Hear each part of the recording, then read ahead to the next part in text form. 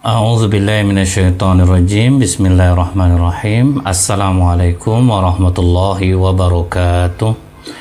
Innal hamdalillah nahmaduhu wa nasta'inu wa nastaghfiruh wa na'udzubillahi min syururi anfusina wa min sayyiati a'malina. May yahdihillahu fala mudhillalah wa may yudlil fala hadiyalah. Asyhadu an la ilaha illallah wahdahu la syarikalah wa asyhadu anna Muhammadan abduhu wa rasuluh. Allahumma salli wa sallim wa barik ala hadzal nabiyil karim wa ala alihi wa sahbihi ajmain. Kaum muslimin muslimat di mana saja berada yang dapat menyaksikan video ini, yang semoga kita semua senantiasa dirahmati oleh Allah, senantiasa kita bersyukur kepada Allah dengan mengucapkan alhamdulillahirabbil alamin. Kita kembali dipertemukan Allah masih dalam suasana Ramadan. Mudah-mudahan puasa kita pada tahun ini diberkahi oleh Allah, diterima Allah, dan membuat kita menjadi orang-orang yang bertakwa kepada Allah. Bersolawat kita kepada Rasulullah Sallallahu Alaihi Wasallam dengan ucapan Allahumma salli ala Muhammad wa ala alihi wa sahbihi wasallim. Semoga dengan banyak bersolawat Allah nantinya akan memberikan izin kepada Rasulullah untuk memberikan kita syafaat di yaumil akhir kelak. Dalam sebuah hadis sahih yang cukup panjang, yaitu yang diriwayatkan Muslim dalam kitab Al-Fitan, hadis nomor 2942, Ibnu Buraidah dan Amir bin Syurahbil Asy-Sya'bi kabilah Hamdan, dia pernah bertanya kepada Fatimah binti Qais. Fatimah binti Qais ini adalah saudara perempuan Ad-Dahhak bin Qais, dan dia ini termasuk perempuan yang pertama berhijrah. Amir berkata kepada Fatimah bin Qais, "Wahai Fatimah, sampaikanlah kepadaku suatu hadis yang engkau dengar daripada Rasulullah SAW yang tidak engkau sandarkan kepada siapapun selain beliau. Hadis yang betul-betul kau dengar dari Rasulullah SAW." Kemudian apa kata Fatimah binti Qais? "Tentu, jika engkau mau akan aku sampaikan." Fatimah kemudian berkata, dia ceritakan dari awal ini, "Aku ini menikah dengan Ibnu Al-Mughirah. Dia termasuk pemuda pilihan kaum Quraisy kala itu." Nah, jadi Fatimah ini menjelaskan bahwa suaminya di kalangan orang yang terpandang di kalangan orang Quraisy. Sekalipun dia orang yang terpandang dan dia ternyata ikut berperang, kemudian terbunuh pada permulaan jihad bersama Rasulullah SAW. Jadi para sahabat ini, sekalipun mereka orang kaya, orang terpandang, ketika Islam memanggil, jiwa dan raga mereka serahkan kepada Islam ini. Kalau orang kan biasa kalau dia udah kaya, udahlah aku bantu harta, jadi aku nggak ikut lagi. Nah, kita pun kadang memaklumi situasi itu. Tapi kalau sahabat, mereka tidak mau. Jiwa dan raga mereka serahkan untuk Islam ini. Kemudian aku menjadi janda. Setelah kematian suaminya, dia menjanda. Datanglah Abdurrahman bin Auf, salah seorang sahabat Rasulullah SAW. Dia ingin melamar Fatimah binti Qais, tapi bukan untuk dirinya, untuk sahabat yang lain. Sementara itu, ternyata Rasulullah juga melamar Fatimah binti Qais untuk Usamah bin Zaid. Nah, jadi sahabat Abdurrahman bin Auf tahu bahwa Rasulullah melamar juga untuk Usamah bin Zaid, maka Abdurrahman bin Auf mundur.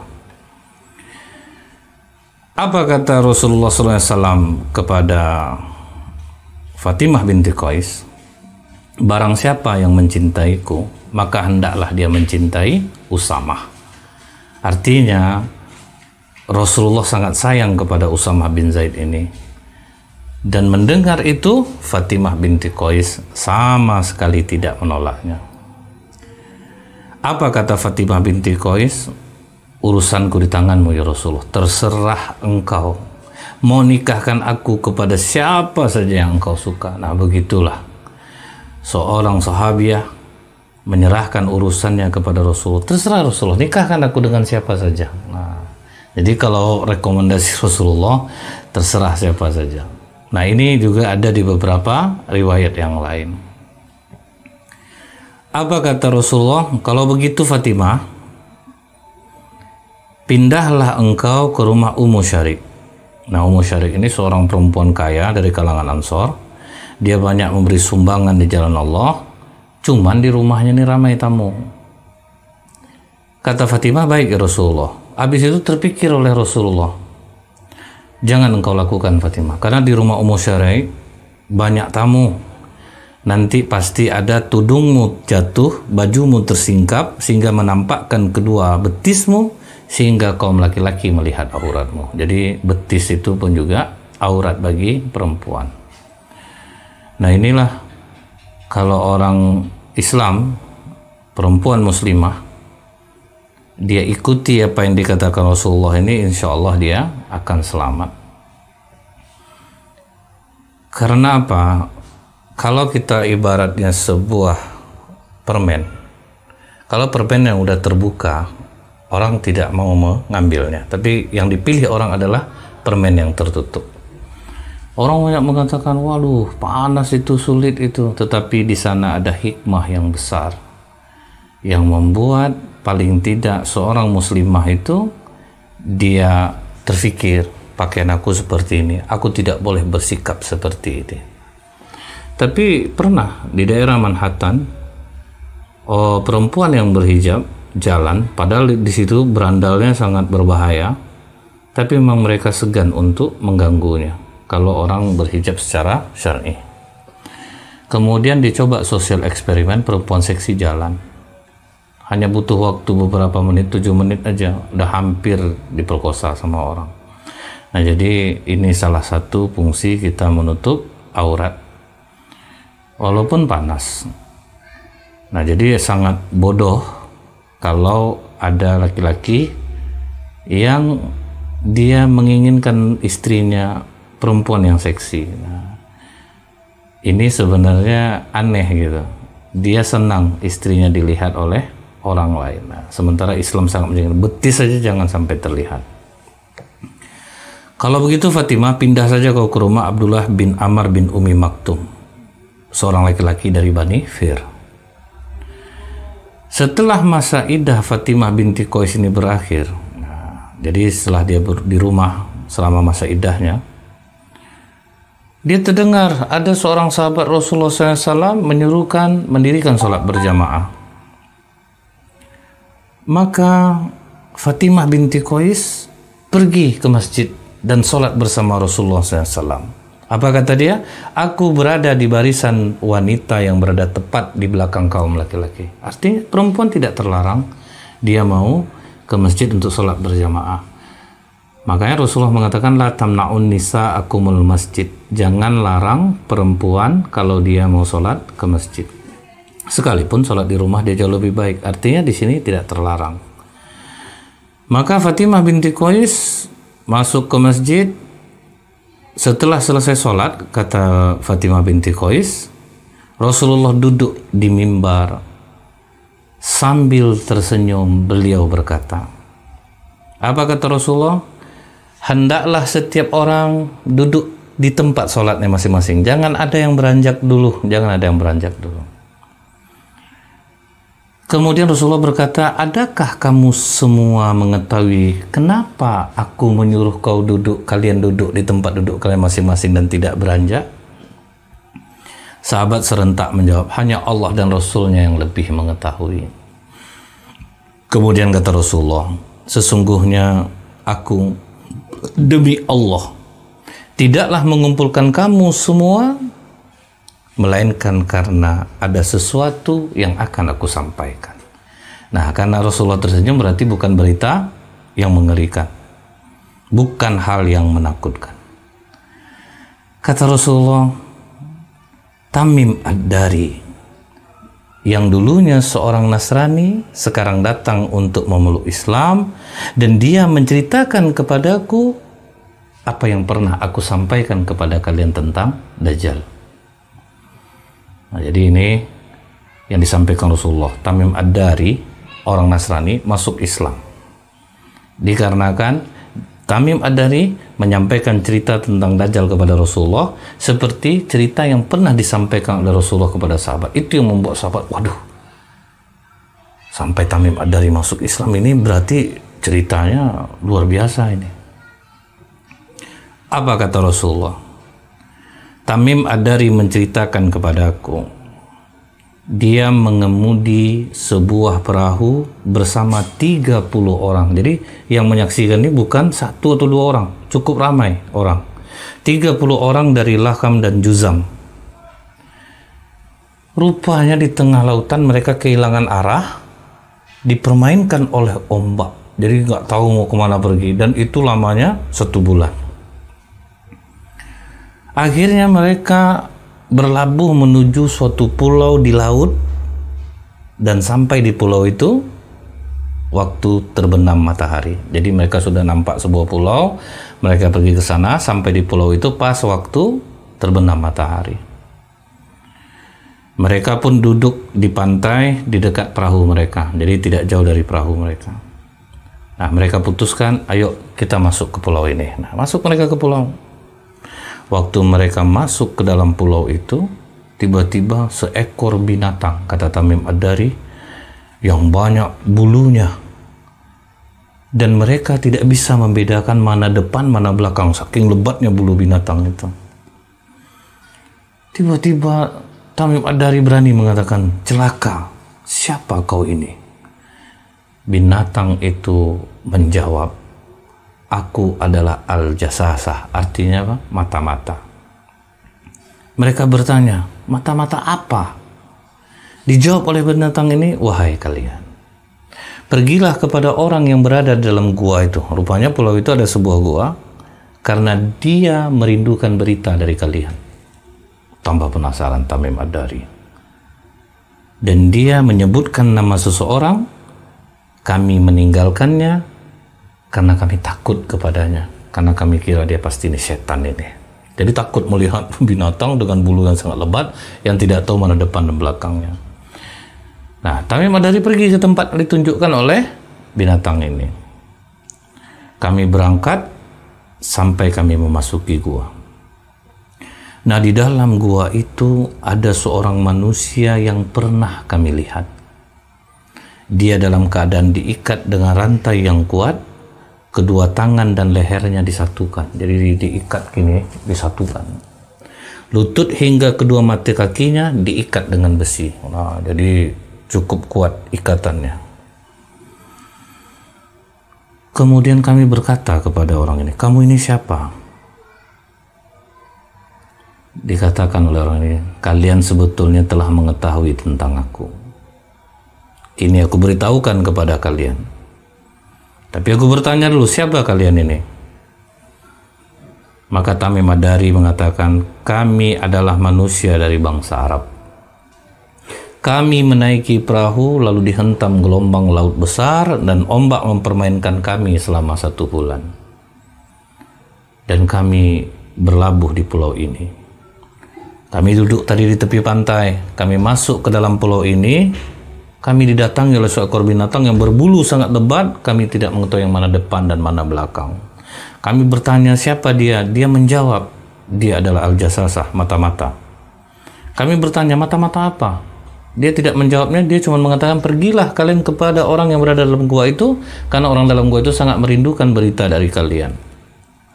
Makanya kami datang kemari.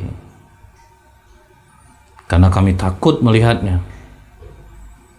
Setelah itu orang yang diikat tadi bertanya kepada Tamim Ad-Dari, ceritakan kepadaku tentang kurma baisan. Kurma baisan ini yaitu tumbuh di sekitar utara Yerusalem. Kemudian ditanya oleh Tamim Ad-Dari, tentang apa yang kau mau tahu tentang kurma baisan? Aku ingin bertanya, kurma itu masih berbuah nggak? Kata Tamim Ad-Dari, ya, pohon kurma itu masih berbuah, cuman sekarang sudah mulai agak kering lah, tidak seperti biasanya. Kemudian dia katakan lagi, bagaimana tentang danau Tiberias? Tentang apa yang kau mau kami sampaikan tentang danau Tiberias? Masih banyak enggak airnya? Nah, jadi kalau Danau Tiberias ini terletak dekat Jericho, sekitar 2,5 jam dari Yerusalem, 178 km. Jadi kalau pejabat Israel itu sering ke Danau Tiberias. Kata Tamim Ad-Dari, airnya memang sudah hampir habis. Nah, terbukti sekarang Danau Tiberias airnya sudah semakin sedikit. Ceritakan kepadaku tentang mata air Zuhar. Masih di sekitar sana juga tuh. Apa yang kau mau tahu? Apakah mata air itu masih memancarkan air? Kata Tamim Ad-Dari, ya masih. Penduduknya masih bercocok tanam menggunakan airnya. Jadi setelah 3 dia tanya tentang kurma Baizan, tentang air di Danau Tiberias, setelah itu tentang mata air Zukran, baru dia tanya tentang Nabi yang diutus kepada orang-orang buta huruf, apa yang dilakukannya. Jadi maksudnya Rasulullah SAW ini kan ummi, tidak pandai tulis baca, sehingga pengikut Rasulullah ini banyak hanya dari kalangan orang-orang biasa awalnya. Kalau pembesar-pembesar kan nggak mau nerima Rasulullah, dia aja nggak pandai tulis baca. Nah, syukurnya mereka akhirnya mengakui bahwa Al-Quran ini bukan buatan Rasulullah, karena Rasulullah tidak pandai tulis baca. Itu yang membuat orang-orang Quraisy itu jadi merasa sebetulnya mereka mengakui, tapi ya karena keegoan mereka, tidak pantas rasanya Muhammad ini yang diutus, sehingga mereka menolaknya. Orang itu bertanya kepada Tamim Ad-Dari dan kawan-kawan tentang Rasulullah. Dikatakan oleh Tamim Ad-Dari, dia telah keluar dari Mekah menuju Yasrib, Madinah. Adakah orang-orang Arab memeranginya? Kata Tamim Ad-Dari, ya. Kemudian bagaimana cara Rasul itu melayani mereka? Dijawab oleh Tamim Ad-Dari, Muhammad itu menundukkan orang-orang Arab terdekatnya sehingga mereka mengikutinya. Jadi dakwah Rasulullah itu dimulai dari orang-orang dekatnya. Benarkah begitu? Kata orang yang dirantai tadi. Ya. Kata orang yang dirantai tadi, sangat baik sebetulnya kalau orang mengikutinya. Nah, dia sendiri mengatakan nih, sangat baik kalau orang mengikutinya. Karena sesungguhnya aku ini adalah Dajjal dan aku hampir akan diizinkan keluar. Jadi itu tanda-tandanya tadi.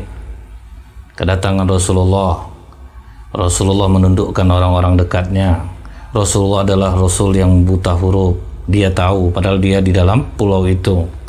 Kemudian dia bertanya tentang Danau Tiberias, bagaimana airnya, mata air Zukran, kurma Baizan. Langsung dia katakan, aku ini adalah Dajjal. Aku akan keluar. Nanti aku akan berjalan di muka bumi.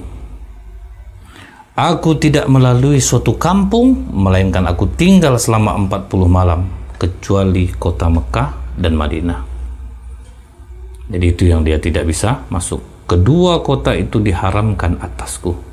Setiap kali aku mau memasuki salah satu kota Mekah atau Madinah, aku dihadang oleh malaikat yang memegang pedang untuk memenggalku. Di setiap pintu masuk kedua kota itu dijaga oleh para malaikat. Kemudian Fatimah berkata, Rasulullah SAW memukulkan tongkatnya di mimbar. Nah, jadi sebelum melanjutkan ceritanya, Rasulullah sampai di kalimat tadi mengentakkan tongkatnya di mimbar. Wahai para kaum muslimin, ini adalah Madinah, ini adalah Madinah, ini adalah Madinah. Jadi Rasulullah meyakinkan sahabat, Madinah tidak akan dimasuki oleh Dajjal. Aku telah menyampaikan kepada kalian. Kemudian kata Rasulullah, aku merasa takjub dengan cerita Tamim Ad-Dari. Sungguh cerita Tamim Ad-Dari itu sesuai dengan apa yang pernah aku sampaikan kepada kalian. Ketahuilah oleh kalian, Dajjal itu berada di lautan Syam atau di lautan Yaman. Nah, jadi Rasulullah mengatakan nih, Dajjal itu di lautan Syam atau di lautan Yaman, bukan dari arah timur. Nah, Rasulullah menunjuk ke arah timur, bukan dari arah timur, bukan dari arah timur, bukan dari arah timur. Jadi ingat tuh, Dajjal dari mana? Lautan Syam lautan Yaman. Jadi jangan pernah bilang ada orang Indonesia ini dajjal. Nah, sifatnya mungkin ada. Kalau sifat dajjal banyak, nanti akan kita ketahui nanti bagaimana. Setelah itu apa kata Rasulullah? Hati-hatilah kalian, karena dajjal itu sangat dahsyat fitnahnya. Nah, ini terdapat dalam Sahih Muslim kitab Al-Fitan nomor 2942. Nah, yang berikutnya, apa kata Rasulullah SAW? 3 tahun sebelum keluarnya Dajjal. Nah, ini tandanya nih. Tanda 3 tahun sebelum Dajjal itu keluar, langit akan menahan sepertiga air hujannya. Udah jarang banget turun hujan. Kalau sekarang ini masih normal nih. Sekekeringan apapun, belum akan kurang air, stok air di bumi ini dalam 1 tahun. Tapi yang lebih ajaib itu kayak di Mekah, Madinah. Hujan kadang-kadang 3 kali dalam setahun, tapi airnya tidak pernah kurang. Kita padahal lebih banyak hujan, kenapa sering kurang? Nah, kita tuh banyak dosa, kita tuh banyak maksiat. Apa kita Imam Syafi'i berubahnya warna air? Dulu misalnya seperti air Sungai Siak masih bisa diminum kita untuk mandi, berubahnya warna air tergantung semakin banyak maksiatnya di atas permukaannya, maka akan berubahlah warna air. Makanya sulit orang sekarang mau dapat air bersih, itu sulit karena dosa semakin banyak, karena melakukan dosa semakin mudah, aksesnya semakin mudah untuk melakukan dosa. Apalagi kita menggunakan handphone, kita sudah bisa video call. Nah, ini bahaya betul, tantangan terberat terutama bagi orang-orang muda. Ini tantangan yang sangat berat. Nah, kalau pada masa dulu hanya ada HP aja udah bisa buat orang dosa yang hanya bisa SMS-an, apalagi sekarang yang udah bisa video call. Nah, jadi air udah jarang turun 3 tahun menjelang keluarnya Dajjal. Karena air jarang turun, akhirnya tumbuhan di bumi pun kurang menghasilkan. Nah, pada tahun yang kedua, langit menahan 2/3 air hujannya dan bumi menahan 2/3 tumbuh-tumbuhannya, karena nggak cukup lagi stok air untuk menumbuhkan tumbuh-tumbuhan. Pada tahun yang ketiga, langit menahan air seluruhnya, bumi juga menahan tumbuh-tumbuhan semuanya. Kering total, tidak ada penghasilan lagi. Tumbuh-tumbuhan tidak menghasilkan lagi, langit tidak lagi menurunkan hujan. Inilah ciri-ciri tahun pertama, tahun kedua, dan tahun ketiga Dajjal akan turun.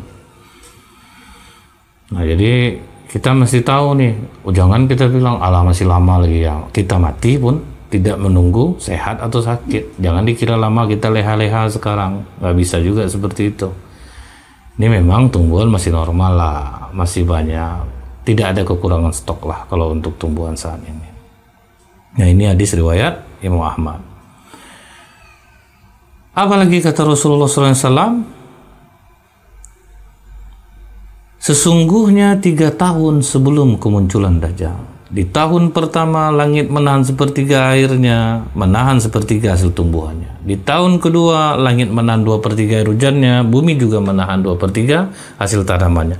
Di tahun ketiga langit menahan seluruh yang ada padanya, begitu pula bumi, sehingga binasalah setiap yang memiliki gigi pemamah dan kuku. Jadi banyak yang binasa, hewan-hewan binasa, banyak orang-orang mati. Dilanjutkan dalam hadis riwayat Nawas bin Sam'an. Pada suatu pagi, kata Nawas bin Sam'an, Rasulullah SAW berbicara mengenai Dajjal. Kadang Rasulullah rendahkan suaranya, kadang ditinggikannya suaranya, sehingga kami merasa seolah-olah berada dalam sekelompok lebah.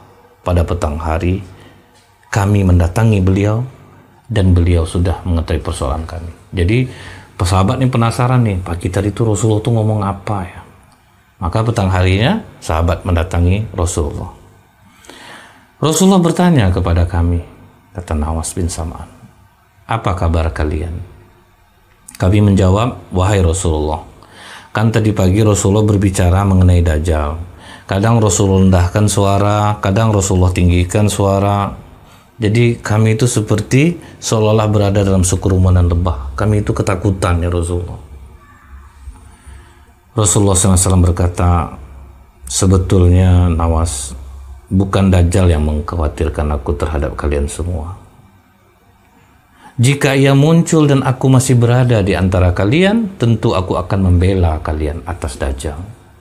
Dan jika ia muncul sedangkan aku sudah tidak ada di samping kalian, setiap manusia akan menjadi pembela atas dirinya sendiri. Dan Allah akan menggantikanku menjadi pembela di atas setiap orang muslim. Jadi kalau Dajjal udah turun, kita bela diri masing-masing. Maksudnya itu apa? Jaga keimanan kita. Kalau kalian aku nggak khawatir, kata Rasulullah. Kalau masih ada aku bela kalian. Nah kalau aku sudah tidak ada, kalian bela diri kalian. Maksudnya jadilah kalian seorang muslim yang benar-benar muslim. Tidak gampang dipengaruhi. Kemudian dilanjutkan oleh Rasulullah, Dajjal itu adalah seorang pemuda berambut keriting. Jangan pula tengok kawan-kawannya rambut keriting pula, tersinggung lah dia nanti. Jadi ini ciri Dajjal. Ciri-ciri Dajjal, dia berambut keriting, matanya picek. Dan aku lebih cenderung mengumpamakannya seperti Abdul Uzza bin Qatan. Jadi ada orang yang bernama Abdul Uzza bin Qatan, dia hampir kayak gitu, matanya picek. Barang siapa di antara kamu bertemu dengannya, kata Rasulullah, maka bacakanlah permulaan surat Al-Kahfi. Makanya kata Rasulullah, siapa yang membaca surat Al-Kahfi di malam Jumat, maka dia akan mendapatkan cahaya sampai Jumat berikutnya. Dajjal pun tidak akan mampu menggelincirkannya. Jadi ini yang harus sering dibaca oleh umat Islam, surat Al-Kahfi. Dan kata Rasulullah, permulaannya saja 10 ayat permulaan surah Al-Kahfi. Nah ini untuk melemahkan Dajjal. Dilanjutkan oleh Rasulullah, dia akan muncul di suatu tempat sunyi antara Syam dan Irak. Dia merusak ke kanan dan ke kiri. Wahai hamba-hamba Allah, teguhkanlah pendirian kalian. Nah, jadi ini pesan Rasulullah, jangan sampai kalian terpengaruh, teguhkanlah pendirian kalian. Kenapa kok kata Rasulullah teguhkan pendirian kita? Ditanya oleh para sahabat, ya Rasulullah, berapa lama dia tinggal di bumi ini? Kemudian kata Rasulullah, dia tinggal di bumi 40 hari. Nah tapinya ada nih, 1 hari dia di bumi sama seperti setahun. Nah, begitulah lamanya jadinya. 1 hari dia di bumi sama setahun. Kemudian yang 1 hari berikutnya seperti sebulan. Hari ketiga, 1 hari seperti sepekan, dan selebihnya seperti hari-hari kalian. Nah, jadi itulah Dajjal nih, hebat dia punya kepandaian. 1 hari pertama dia tinggal, dibuatnya 1 hari itu setahun jadinya. Begitu lamanya, panjang. 2 hari sebulan, sama dengan sebulan. 3 hari sepekan, baru normal hari-hari itu. Ditanya lagi oleh sahabat, wahai Rasulullah, ketika sehari seperti setahun, cukupkah bagi kami kalau sholatnya hanya sehari? Beliau menjawab, tidak, hitunglah sebagaimana pantasnya. Karena matahari terus bersinar.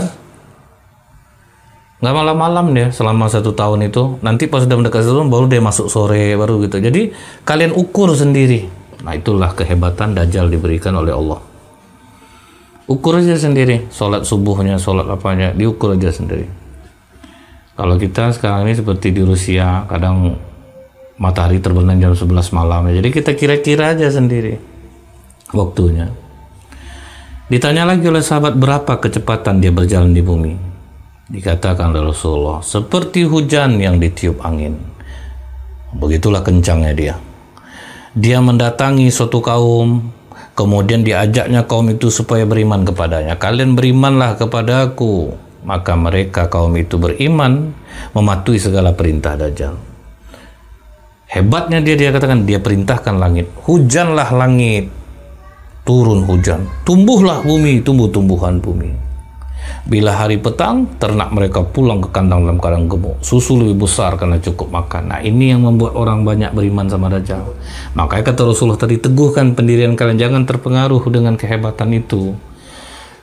Lah orang-orang yang lemah, yang tidak mengetahui sejarah ini, kemudian dia tidak berislam dengan benar, tentu wah iya nih mah, kalau diajak dia kemari, ayo kita masuk ke partai ini, kita dapat ini, dapat itu, akhirnya mereka kan tertarik karena yang dilihatnya dunia, kehebatannya. Maka seperti Sai Baba di India bisa mengeluarkan pasir dari tangan. Padahal itu trik sulap semuanya, mengeluarkan telur dari emas dari mulut. Itu aja udah banyak pengikutnya. Nah ini yang kita khawatirkan. Makanya kata Rasul, teguhkan pendirian kalian. Nah jadi dia ini bisa nyuruh langit nurunin hujan, bisa. Nyuruh bumi keluarkan hasil bumi, bisa. Jadi ternak-ternak penduduk gemuk. Nah, kemudian lagi dia datangi kaum yang lain, kata Rasulullah. Dia ajak mereka supaya beriman kepadanya. Penduduk itu, kaum itu menolak ajakannya. Maka ketika Dajjal pergi, besok pagi negeri mereka akan kering kerontang. Kekayaan mereka habis, ludes. Kemudian dia lewat di satu negeri yang telah rusak binasa. Dia berkata, keluarkanlah perbendaharaanmu, keluarlah seluruh kekayaan negeri itu, dan pergi mengikuti raja seperti pemimpin lebah diikuti oleh rakyatnya. Jadi begitu lihat, wah aduh, iya nih hebat nih, miskin kita langsung dibuatnya, dia suruh keluarkan kekayaan, keluar kekayaan. Akhirnya banyak orang ikut dia. Nah itu kehebatan Dajjal. Setelah itu kata Rasulullah, dia memanggil seorang remaja muda. Lalu dipukulnya dengan pedang sehingga anak muda itu terbelah dua dan belahannya terlempar sejauh anak panah yang dilepaskan dari busurnya. Berapa jauh orang memanah, segitu terlempar. Setelah itu Dajjal panggil tubuh itu, langsung nyatu lagi. Nah, jadi itu kehebatan dia. Tubuh yang terbelah itu kemudian datang seutuhnya dengan wajah yang berseri-seri sambil tertawa. Apa nggak takjub orang? Jadi itu hati-hati nih. Kita kalau andai kata ketemu dengan orang yang seperti ini punya kehebatan, hati-hati, teguhkan pendirian kita, karena dia hebat. Udah dibunuh ya, terlempar sejauh itu, dia panggil datang lagi. Nabi Ibrahim pernah nih disuruh mencincang-cincang burung, diletakkan di tempat yang berbeda-beda, kemudian disuruh Allah panggil. Itu Allah yang menginginkannya. Nah orang kira, waduh ini hebat Dajjal, udah bunuh orang bisa ngidupin lagi. Nah, Dajjal mulai asik dengan perbuatan-perbuatan yang merusak. Kemudian Allah bangkitkanlah Isa al-Masih ibnu Maryam, Nabi Isa alaihissalam. Allah turunkan dekat menara putih di sebelah timur Damaskus, memakai dua pakaian berwarna, berpegang kepada dua sayap malaikat. Apabila dia rundukkan kepala, hujan pun turun. Dan apabila dia mengenanggadahkan kepala, berjatuhan darinya biji-biji perak bagaikan mutiara. Kemudian setiap orang kafir yang mencium baunya langsung mati. Jadi semua orang-orang kafir yang sudah beriman kepada Dajjal mencium bau Nabi Isa alaihissalam, mereka mati. Sejauh mereka napas mereka masih bisa mencium, mereka mati. Siapapun yang mencium orang kafir mati. Maka Nabi Isa alaihissalam ini dicarinya Dajjal, dan dia bertemu di pintu gerbang kota Lut, sebuah kota dekat Baitul Maqdis. Lalu Nabi Isa alaihissalam membunuh Dajjal. Kemudian Nabi Isa alaihissalam mendatangi kaum yang dipelihara Allah dari kejahatan Dajjal. Jadi artinya banyak juga orang yang bertahan dengan keimanannya. Apa makanan di saat kering itu? Subhanallah. Makanan malaikat. Subhanallah. Zikir, alhamdulillah. La ilaha illallah. Allahu akbar. La haula wa la quwata illa billah. Hanya itulah makanan. Itu makanya kata Rasulullah, itulah makanan malaikat. Jadi orang yang dikeringkan oleh Dajjal, tidak ada apa-apa lagi, habis, makanannya hanya tasbih, zikir kepada Allah. Setelah itu Nabi Isa alaihissalam mengusap wajah-wajah mereka dan mengabarkan kepada mereka tentang kedudukan mereka di surga yang udah kelaparan tadi. Kemudian Allah wahyukan kepada Nabi Isa, sungguh aku akan mengeluarkan hamba-hambaku yang tidak terkalahkan oleh siapapun. Karena itu selamatkanlah hamba-hambaku wahai Isa. Nah, jadi ini hadis dari yang kedua. Nah, setelah itu Nabi Isa alaihissalam akhirnya bisa mengalahkan Dajjal. Wah, selesai, Dajjal udah kalah. Sebetulnya sebelumnya adalah ada Imam Mahdi. Jadi berdua, Imam Mahdi tidak mampu sendirian menghadapi Dajjal. Kemudian diturunkan Allah Nabi Isa alaihissalam. Belum habis sampai di sana. Selesai Dajjal, kemudian datang lagi yang berikutnya, itu Yajud dan Majud. Apa kata Rasulullah? Ciri-ciri Ya'juj dan Ma'juj ini mukanya lebar. Dan ini janganlah lihat kawan-kawan nih, nampak kawan muka lebar, wajah kawan Ya'juj dan Ma'juj. Nampak kawan yang keriting, tuh keriting, mata agak pipit sebelah, buta sebelah. Ini berarti Dajjal ini, hati-hati juga nih, tersinggung kawan nanti. Kata Rasulullah, muka Ya'juj dan Ma'juj itu lebar. Matanya kecil sipit, warnanya putih di rambut atas mereka. Rambut atas mereka putih. Mata sipit, muka lebar. Kemudian dilanjutkan oleh Rasulullah, bentuk wajah mereka dikatakan mirip perisai. Jadi betul-betul mirip perisai. Orang mengatakan bangsa Mongol, Tartar, Cina. Nah, Rasulullah berbicara tentang Ya'juj dan Ma'juj yang di akhir zaman, bukan yang dikatakan oleh orang. Syekh bin Baz rahimahullah dalam kitab kumpulan fatwanya menuliskan, Ya'juj dan Ma'juj itu akan muncul di akhir zaman. Jadi dia muncul di akhir zaman, kata Syekh bin Baz. Yaitu setelah keluarnya Dajjal dan turunnya Nabi Isa alaihissalam. Baru keluar Ya'juj dan Ma'juj ini. Kemudian dilanjutkan oleh Syekh, jumlah Ya'juj dan Ma'juj itu tergolong sangat besar, sehingga mereka turun dari tempat persembunyiannya seakan terlihat seperti air bah yang mengalir. Begitulah besok dia turun dari tempat persembunyiannya itu. Diriwayatkan oleh Imam Bukhari, disyaratkan bahwa populasi manusia bisa dibanding Ya'juj dan Ma'juj itu 1:999. Begitulah banyaknya, lebih banyak jumlah mereka daripada kita. Satu kita 999 orang Ya'juj dan Ma'juj. Gimana mau mengalahkannya? Rasulullah SAW di dalam sebuah hadis mengatakan, Allah Subhanahu wa Ta'ala berfirman kepada Nabi Adam, wahai Adam. Maka Nabi Adam menjawab, labbaika wa sa'daika wal khairu fi yadaika. Aku sambut panggilanmu dengan senang hati dan kebaikan semuanya di tanganmu ya Allah. Kemudian Allah Subhanahu wa Ta'ala berfirman, wahai Adam, keluarkan pasukan penghuni neraka. Allah Subhanahu wa Ta'ala mengatakan, mereka dari setiap 1000 orang 999 orang di neraka. Jadi di antara 1000 orang, kau hanya bisa mengambilnya satu aja. 999 masuk neraka. Kata Rasulullah, maka ketika itu anak kecil menjadi beruban. Saking takutnya, 999 orang masuk neraka, satu cuma yang masuk surga. Orang yang hamil melahirkan apa yang dikandungnya, dan kamu akan melihat orang-orang seakan-akan mabuk, padahal mereka tidak mabuk, karena azab Allah yang sangat keras. Jadi begitulah ketakutannya orang. Nanti Nabi Adam cuma menyelamatkan 999 masuk neraka. Kemudian para sahabat bertanya, ya Rasulullah, siapa yang satu itu? Rasulullah menjawab, bergembiralah kalian. Sesungguhnya penghuni neraka itu dari kalian satu, dan dari Ya'juj dan Ma'juj 1000. Jadi yang satu masuk surga itu ya kita. Yang 999 orang, 999 orang Ya'juj dan Ma'juj. Itulah perbandingan 1:999. Ini terdapat dalam hadis Bukhari dengan juga di Fathul Bari juz 6 halaman 382. Allah mengeluarkan Ya'juj dan Ma'juj dari tempat persembunyiannya. Mereka segera turun dengan cepat dari bukit-bukit yang tinggi. Selanjutnya, gerombolan atau barisan pertama dari mereka melewati danau Tiberias dan kemudian habis semua diminumnya. Mereka sangat banyak turun, habis danau Tiberias itu. Ini tanda-tanda akhir zaman. Habis semua diminumnya.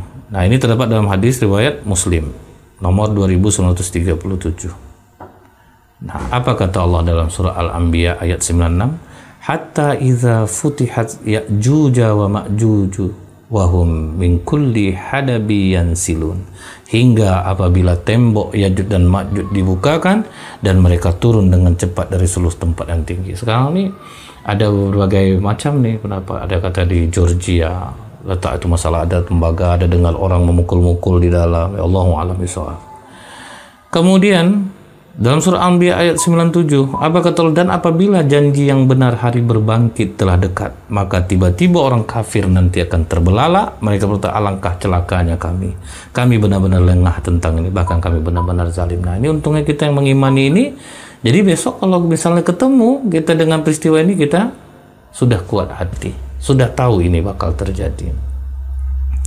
Begitu lepas dari persembunyiannya, itu artinya semakin dekatnya hari kiamat. Tidak ada yang mampu melawan Ya'juj dan Ma'juj, termasuk Imam Mahdi, termasuk Nabi Isa alaihissalam.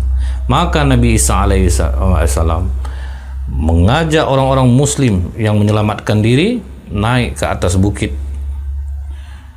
Kemudian mereka berdoa kepada Allah.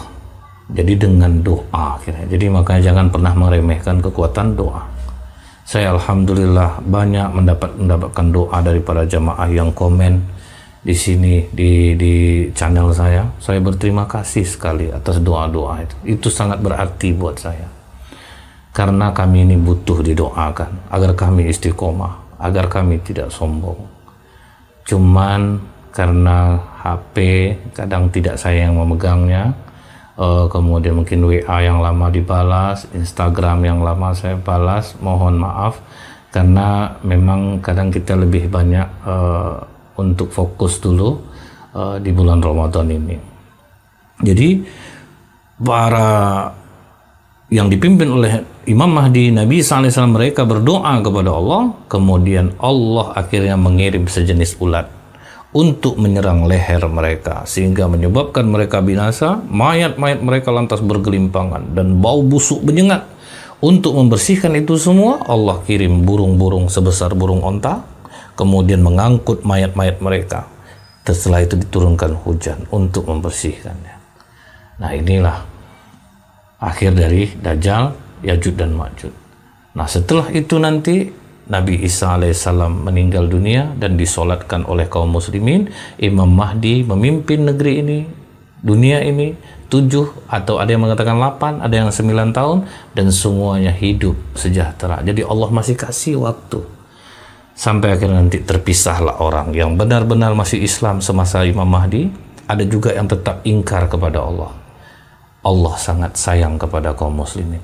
Allah kirimkan angin yang sejuk melewati ketiak-ketiak orang muslim, orang-orang yang beriman, semua dimatikan oleh Allah. Tinggallah orang-orang kafir nanti yang akan merasakan kiamat. Jadi insya Allah orang-orang muslim tidak akan merasakan bagaimana dahsyatnya kiamat, karena sebelum itu Allah matikan mereka dulu semua, dan yang tinggal hanya orang-orang yang ingkar kepada Allah. Namun demikian, jangan kita lengah.